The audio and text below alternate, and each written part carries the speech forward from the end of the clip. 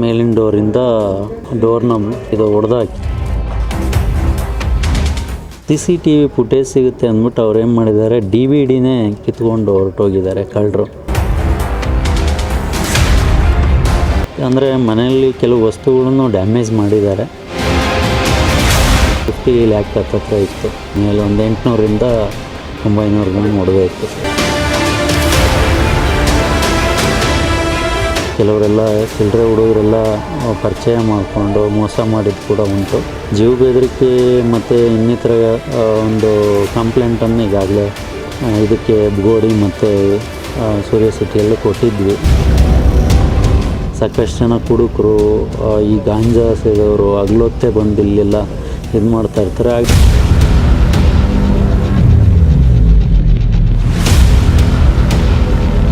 ಇತ್ತೀಚಿನ ದಿನಗಳಲ್ಲಿ ಬೆಂಗಳೂರಿನಲ್ಲಿ ಅಪರಾಧ ಪ್ರಕರಣಗಳು ಹೆಚ್ಚಾಗುತ್ತಿವೆ. ಬೆಂಗಳೂರು ಹೊರವಲಯದ ಆನೇಕಲ್ ತಾಲೂಕಿನ ಸೂರ್ಯ ಸಿಟಿ ಪೊಲೀಸ್ ಠಾಣಾ ವ್ಯಾಪ್ತಿಯಲ್ಲಿ ಆಡು ಹಗಲೇ 50 ಲಕ್ಷಕ್ಕೂ ಹೆಚ್ಚಿನ ನಗದು ಹಾಗೆಯೇ 1 kgಗೂ ಅಧಿಕ ತೂಕದ ಚಿನ್ನಾಭರಣಗಳನ್ನ ದರೋಡೆ ಮಾಡಿರುವಂತಹ ಪ್ರಕರಣ ಸೂರ್ಯ ಸಿಟಿ ಪೊಲೀಸ್ ಠಾಣೆಯಲ್ಲಿ ದಾಖಲಾಗಿದೆ. ಕಳೆದ 4-5 ವರ್ಷಗಳಿಂದಲೂ ಕೂಡ ಪದೇ ಪದೇ ಸೂರ್ಯ ಸಿಟಿ ಪೊಲೀಸ್ ಠಾಣೆಯಲ್ಲಿ ದರೋಡೆ, ಕಳ್ಳತನಗಳು ಹಾಗೆಯೇ ಅಲ್ಲಿಯ ಪ್ರಕರಣಗಳು ಹೆಚ್ಚಾಗುತ್ತಿದೆ. ಈ ಒಂದು ಪ್ರದೇಶದಲ್ಲಿ ಅಪರಾಧ ಪ್ರಕರಣಗಳು ನಿಯಂತ್ರಣಕ್ಕೆ ಬಾರದಂತ ಪರಿಸ್ಥಿತಿ ನಿರ್ಮಾಣವಾಗಿದೆ. ಬೊಮ್ಮಸಂದ್ರದಲ್ಲಿರುವಂತಹ SK ಪಬ್ಲಿಕ್ ಶಾಲೆಯ ಮಾಲೀಕರಾಗಿರುವಂತಹ ಶಶಿಧರ್ ಬೊಮ್ಮಸಂದ್ರ SK ಪಬ್ಲಿಕ್ ಶಾಲೆಯ ಮಾಲೀಕರು. ಮನೆಯ ದರೋಡೆ ಆಗಿದೆ. ಇದು ಆಡು ಹಗಲೇ ನಡೆದಿರುವಂತಹದ್ದು. ಮನೆಯಲ್ಲಿ ಯಾರು ಇಲ್ಲದನ್ನ ಖಾತ್ರಿಪಡಿಸಿಕೊಂಡಂತ ದರೋಡೆಕೋರರು ಮನೆಯ ಮೊದಲನೇ ಮಹಡಿಯ ಬಾಗಿಲನ್ನು ಮುರಿದು ಒಳಗಿಳಿದು ಮನೆಯಲ್ಲಿರುವಂತಹ ಲಾಕರ್ ನಲ್ಲಿದ್ದಂತಹ ನಗದು ಮತ್ತು ಚಿನ್ನಾಭರಣಗಳನ್ನ ದರೋಡೆ ಮಾಡಿದ್ದಾರೆ. ಹಾಗೆಯೇ ಮನೆಗೆ ಅಳವಡಿಸಲಾಗಿದ್ದಂತಹ CC ಕ್ಯಾಮೆರಾಗಳ VTR ಅನ್ನು ಕೂಡ ಕೊಂಡೊಯ್ದಿರುವಂತಹ ಘಟನೆ ನಡೆದಿದೆ. ವಿಷಯ ಬೆಳಕಿಗೆ ಬರುತ್ತಿದ್ದಂತೆ ಅಡಿಷನಲ್ SP ML ಪುರುಷೋತ್ತಮ್ ರವರು ಹಾಗೆ ಆನೇಕಲ್ ಉಪವಿಭಾಗದ DYSP ಲಕ್ಷ್ಮೀನಾರಾಯಣ್ ರವರು ಸ್ಥಳಕ್ಕೆ ಭೇಟಿ ನೀಡಿ ಪರಿಶೀಲನೆಯನ್ನ ನಡೆಸಿದ್ದಾರೆ. ಆ ಮನೆ ಯಾವುದು, ಹೇಗೆಲ್ಲ ದರೋಡೆ ಮಾಡಿದ್ದಾರೆ ಎನ್ನುವಂತ ಆ ಎಲ್ಲ ದೃಶ್ಯಗಳನ್ನ ನೋಡಿ ಬರೋಣ ಬನ್ನಿ.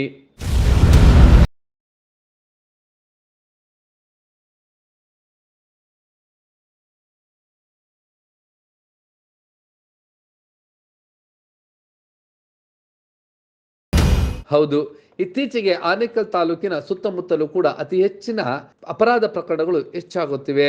ಅದರಲ್ಲೂ ವಿಶೇಷವಾಗಿ ಸೂರ್ಯ ಸಿಟಿ ಪೊಲೀಸ್ ಠಾಣೆ ವ್ಯಾಪ್ತಿಯಲ್ಲಿ ಇರುವಂತಹ ಸೂರ್ಯ ಸಿಟಿ ಮೊದಲನೇ ಹಂತ, 2ನೇ ಹಂತ ಹಾಗೆ ಇಗ್ಲೂರಿಗೆ ಹೊಂದಿಕೊಂಡಿರುವಂತಹ ಸೂರ್ಯ ಎಲಿಗೆನ್ಸ್ ಹಿಂಭಾಗದಲ್ಲೇ ಇರುವಂತಹ ಕರ್ನಾಟಕ ಹೌಸಿಂಗ್ ಬೋರ್ಡ್ ನಲ್ಲಿ ನೆಲೆಸಿರುವಂತಹ SK ಪಬ್ಲಿಕ್ ಶಾಲೆಯ ಮಾಲೀಕರಾಗಿರುವಂತಹ ಶಶಿಧರ್ ಅವರ ಮನೆಯಲ್ಲಿ ದರೋಡೆ ನಡೆದಿದೆ. ಇದೊಂದು ರೀತಿ ಆಡು ಹಗಲೇ ನಡೆದಿರುವಂತದ್ದು ಸ್ಪಷ್ಟವಾಗಿದೆ. ಮನೆಯ ಮುಖ್ಯ ದ್ವಾರದ ಬಾಗಿಲು ಹಾಗೇ ಇದೆ, ಆದ್ರೆ ಗೇಟ್ ತೆರೆದಂತಿತ್ತು. ಮೇಲಿನಿಂದ ಕೆಳಗೆ ಇಳಿದಿರುವಂತಹ ಈ ದರೋಡೆಕೋರರು ಪೂರ್ವಭಾವಿ ತಯಾರಿ ನಡೆಸಿಕೊಂಡೇ ಈ ಒಂದು ದರೋಡೆ ಮಾಡಿರುವುದು ಇಲ್ಲಿ ಸ್ಪಷ್ಟವಾಗುತ್ತಿದೆ. ಈ ದರೋಡೆಯ ಬಗ್ಗೆ ಮನೆಯ ಮಾಲೀಕರಾಗಿರುವ ಶಶಿಧರ್ ಅವರು ಏನ್ ಹೇಳಿದ್ರು ಅನ್ನೋದನ್ನ ಕೇಳೋಣ ಬನ್ನಿ. ಸಿಸ್ಟರ್ ಇಲ್ಲಿ ಮನೆ ಹತ್ರ ಬಂದು ನೋಡಿದ್ದಾರೆ. ಗೇಟ್ ಬೀಗ ಹಾಕಿದ್ದಾಗೆ ಇದೆ. ಆ ಡೋರು ಓಪನ್ ಇತ್ತು, ಮೇನ್ ಡೋರ್ ಅಂತ ಕಾಲ್ ಮಾಡಿದರು. ಸೊ ಏನಾಗಿದೆ ಅಂತ ಹೇಳಿ ನಾವು ಅಲ್ಲಿಂದ ಹೊರಟು ಬಂದ್ವಿ. 5:15ಗೆ ಇಲ್ಲಿ ಬಂದಾಗ ಮೇಲಿನ ಡೋರಿಂದ ಡೋರ್ನ ಇದು ಹೊಡೆದಾಕಿ, ನಮ್ಮ ರೂಮ್ ಡೋರು ಮತ್ತು ಕಬರ್ಡ್ ಎಲ್ಲ ಹೊಡೆದಾಕಿ, ನಾನೊಂದು ಯಾವುದೋ ಒಂದು ಜಮೀನು ವ್ಯಾಪಾರ ಮಾಡಿದ್ವಿ. ಆ ಜಮೀನು ಪರ್ಚೇಸ್ ಮಾಡಬೇಕು ಅಂದ್ಬಿಟ್ಟು ಗೋಲ್ಡು ಅದೆಲ್ಲ ಅಡ ಇಟ್ಟು ಒಂದಷ್ಟು ಹ್ಯಾಂಡ್ ಲೋನು ಸ್ವಲ್ಪ ಎಲ್ಲ ತೊಗೊಂಡು ಅಮೌಂಟ್ ರೆಡಿ ಮಾಡಿಕೊಂಡು ಒಂದು ಇದಿತ್ತು, ಲಾಕರ್ ಇತ್ತು, ಲಾಕರಲ್ಲಿ ಇಟ್ಟಿದ್ವಿ. ಅದು ಜಮೀನ್ದು 300 ಅಂತ ಹೋಗ್ತಾಯಿತ್ತು. ಸೊ ಹಾಗಾಗಿ ಮತ್ತೆ ಬ್ಯಾಂಕಿಗೆ ಹಾಕೋದು, ಹ್ಯಾಂಡ್ ಲೋನ್ ವಾಪಸ್ ಕೊಟ್ಟರೆ ಮತ್ತೆ ಕೇಳೋದು ಹೇಗೆ ಅಂತ ಹೇಳಿ ಹಾಗೆ ಮುಂದಕ್ಕೆ ಹೋಗ್ತಾಯಿತ್ತು. ಸುಮಾರು ಕ್ಯಾಶ್ ಇತ್ತು. ಆಮೇಲೆ ಮಿಸಸ್ದು ಒಂದಷ್ಟು ಒಡವೆ ಇತ್ತು. ಹತ್ರ ತಾಯಿದು, ಅಕ್ಕಂದು, ಮಿಸಸ್ದು ಸೇರಿ 1 kg ಮೇಲೆ ಒಡವೆ ಇತ್ತು. ರೀಸೆಂಟಾಗಿ ಮ್ಯಾರೇಜ್ ಆಗಿದ್ದರಿಂದ ಅವನ್ನ ಇನ್ನೂ ಲಾಕರಲ್ಲಿ ಇಡಲಿಕ್ಕೆ ಹೋಗಿರಲಿಲ್ಲ. ಇಡೋಣ ಅಂತ ಯೋಚನೆ ಮಾಡ್ತಿದ್ವಿ. ವ್ಯವಸ್ಥಿತವಾಗಿ ಕಳ್ಳತನ ಮಾಡಿದ್ದಾರೆ ಸರ್. ಸಾಕಷ್ಟು ತಿಳಿದಂಥವ್ರು ಯಾರೋ ಗೊತ್ತಿಲ್ಲ, ವ್ಯವಸ್ಥಿತವಾಗಿ ಮಾಡಿದ್ದಾರೆ. ಏನು ಹೇಳಬೇಕು ಅಂತ ಗೊತ್ತಾಗ್ತದೆ. CCTV ಇದ್ದಾವೆ, 5 ಕ್ಯಾಮ್ರಾಸ್ ಇದೆ. CCTV ಫುಟೇಜ್ ಸಿಗುತ್ತೆ ಅಂದ್ಬಿಟ್ಟು ಅವ್ರು ಏನು ಮಾಡಿದ್ದಾರೆ, DVD ಕಿತ್ಕೊಂಡು ಹೊರಟೋಗಿದ್ದಾರೆ ಕಳ್ಳರು. ಅಂದರೆ ಮನೆಯಲ್ಲಿ ಕೆಲವು ವಸ್ತುಗಳನ್ನು ಡ್ಯಾಮೇಜ್ ಮಾಡಿದ್ದಾರೆ.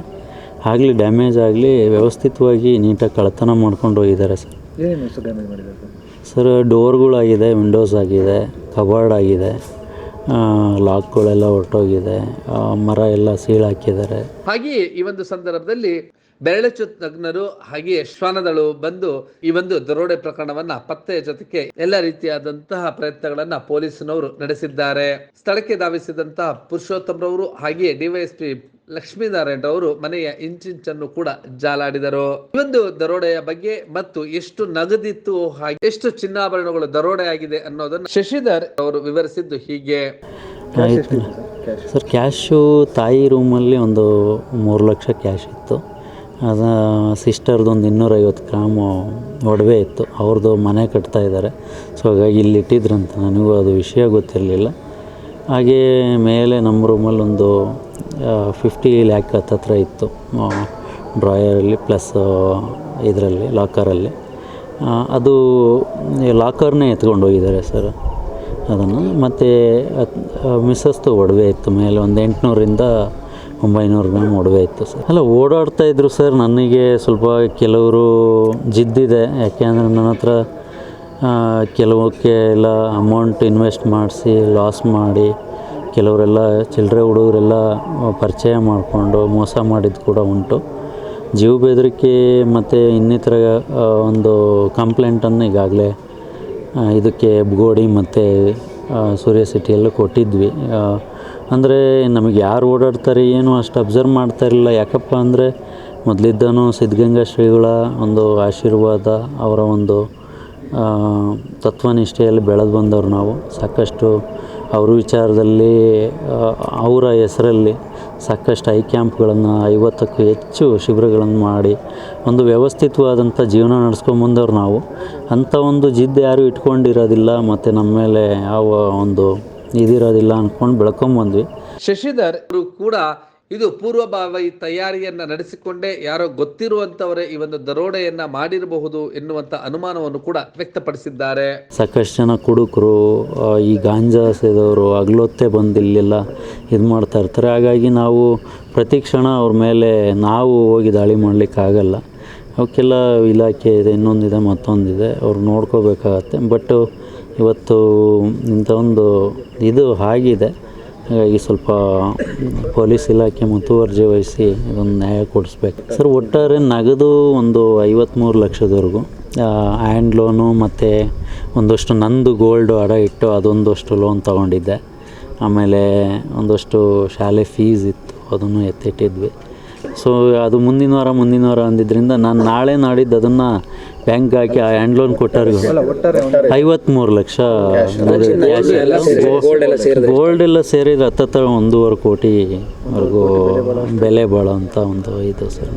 ಬಡಾವಣೆ ಮಾಡಿದ್ದು ಈ ದಿನದವರೆಗೂ ಈ ವಾಸಿಗಳು ಮತ್ತು ನಿವಾಸಿಗಳು ಮತ್ತು ಮಾಲೀಕರಿಗೆ ಜಾಸ್ತಿ ತೊಂದರೆ ಆಗಿದೆ ಅಂತೇಳಿ ಸಾಕಷ್ಟು ಸಲ ಕಂಪ್ಲೇಂಟ್ ಕೊಟ್ಟರು ಯಾವುದೇ ರೀತಿಯ ಕ್ರಮ ಜರುಗಿಸಿಲ್ಲ.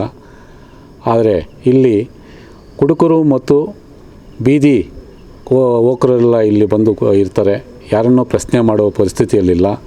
ಆದರೆ ಆ ಸಮಯದಲ್ಲಿ ನಾವು ಕರ್ನಾಟಕ ಗೃಹ ಮಂಡಳಿ ಅಧಿಕಾರಿಗಳಿಗೆ ತಿಳಿಸಿದ್ದೀವಿ, ಅವರು ಒಂದು ಯಾವುದೇ ರೀತಿಯ ಕ್ರಮ ಕೈಗೊಂಡಿಲ್ಲ. ಹಾಗೂ ಇಲ್ಲಿ ಬೀದಿ ದೀಪ ಇಲ್ಲ, ಕುಡಿಯೋ ನೀರು ಬೀದಿ ದೀಪ ಇಲ್ಲ, ಕುಡಿಯೋಕ್ಕೆ ನೀರು ವ್ಯವಸ್ಥೆ ಇಲ್ಲ. 3 ವರ್ಷದಿಂದ ಒಂದು ಹಳ್ಳ ಬಿದ್ದಿರುವಂಥ ರಸ್ತೆ ದುರಸ್ತಿ ಮಾಡಿಲ್ಲ. 3 ವರ್ಷದಿಂದ ಯಾವ ರೀತಿ ಇದೆಯೋ ಅದೇ ರೀತಿ ಇವತ್ತು ರಸ್ತೆಯಲ್ಲಿ ಹಳ್ಳದಲ್ಲೇ ಬಂದು ಎಲ್ಲ ವೆಹಿಕಲ್ಗಳು ಬಿದ್ದು ಎದ್ದಿದ್ದಾರೆ. ಸಾರ್ವಜನಿಕರಿಗೆ ಜಾಸ್ತಿ ತೊಂದರೆ ಆಗಿದೆ. ಅದು ಸರ್ಕಾರ ಯಾವ ರೀತಿ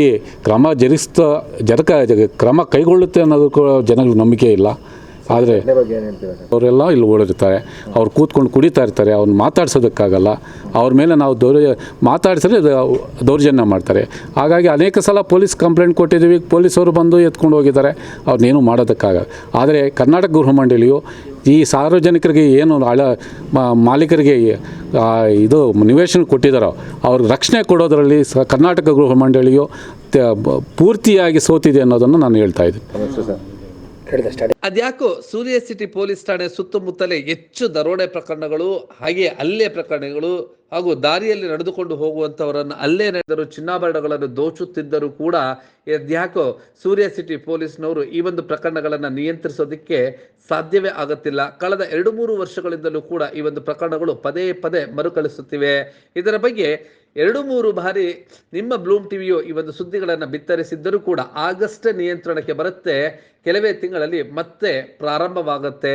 ಈ ಬಾರಿ 1 ಕೋಟಿಗೆ ಅಧಿಕ ಮೌಲ್ಯದ ಚಿನ್ನಾಭರಣ ಮತ್ತು ನಗದನ್ನು ದೋಚಿರುವಂತಹ ಈ ಒಂದು SK ಪಬ್ಲಿಕ್ ಶಾಲೆಯ ಮಾಲೀಕರಾಗಿರುವಂತಹ ಶಶಿಕುಮಾರ್ ಅವರ ಈ ಒಂದು ಮನೆ ದರೋಡೆ ಪ್ರಕರಣವನ್ನ ಹೇಗೆ ಪತ್ತೆ ಹಚ್ತಾರೆ ಎನ್ನುವಂಥದ್ದು ಸೂರ್ಯ ಸಿಟಿ ಪೊಲೀಸ್ನವರಿಗೆ ಇದೊಂದು ಸವಾಲಿನ ಪ್ರಶ್ನೆ.